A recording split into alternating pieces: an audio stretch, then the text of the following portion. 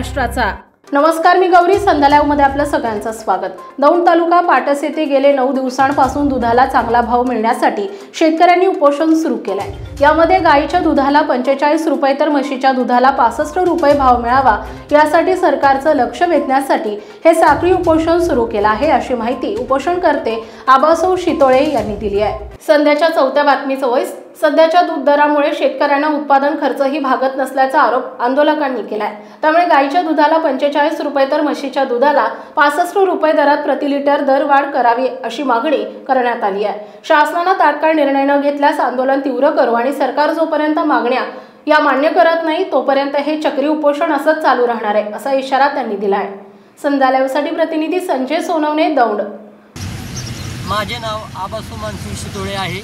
मी पाटस गावचा रहिवासी असून तालुका दौंड, जिल्हा पुणे या भागातला आहे आणि गेली 9 दिवसापासून मी पाटस या गावी शिवाजी महाराज चौकात साखळी उपोषण करत आहे। दुधाला दर वाढला पाहिजे। आम्ही जे तरुण शेतकरी आहोत ते शेतीला जोडधंदा म्हणून दुग्ध व्यवसाय करत आहोत, परंतु गेली 2 वर्षापासून दुधधंदा अतिशय अडचणीत आणला आहे। सरकारने जाणून बुजून शेतकऱ्यांना लक्ष दिले नाही आणि त्यामुळे उत्पन्न खर्च आणि उत्पन्न यात मोठी तफावत आहे। आज आम्हाला जर प्रॅक्टिकली बघायला गेलं तर 1 लिटर दूध तयार करण्यासाठी फार मोठा खर्च आहे। गाईला जर दिवसाचा खर्च पकडला तर 3 किलो सकाळ पेंट, 3 किलो संध्याकाळ पेंट, 1.5 किलो भुसा सकाळ, 1.5 किलो संध्याकाळ आणि ओला चारा असं मिळून कमीत कमी 450 ते 500 रुपये एका दिवसाचा गायला खर्च येतो आणि आम्हाला दुधापासून 450 ते 400 रुपये मिळतात। आणि त्याचप्रमाणे पुढं गाईचा बाखड काळा आहे, म्हणजे गाभणपणातला काळा आहे किंवा आजारपण आहे, डॉक्टरचा खर्च आहे, हे सगळ्याचा हिशोब काढला तर आमचे शेतकरी गाईच्या एका वेतात कमीत कमी 30,000 रुपये त्या शेतकऱ्यांना लॉस होत आहे, तोटा होत आहे।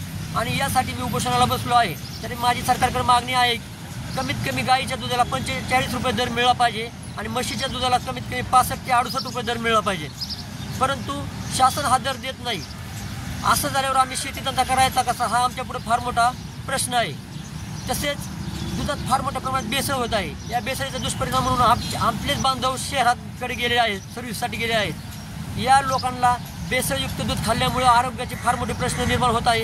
याच्याकडे सरकार जाणून बुजून दुर्लक्ष करत आहे आणि परत म्हणत आहे की आयुष्यमान भारत, एकूण केमिकलचं दूध खायला घालायचं, भेसळचं दूध खायला घालायचं आणि आयुष्यमान भारत म्हणायचं, अशी शासनाची दुटप्पी धोरण आहे। तरी माझी या चॅनलद्वारे आणि या माध्यमाद्वारे शासनाकडे मागणी आहे की भेसळ जे होत आहे याच्यावर कारवाई झाली पाहिजे।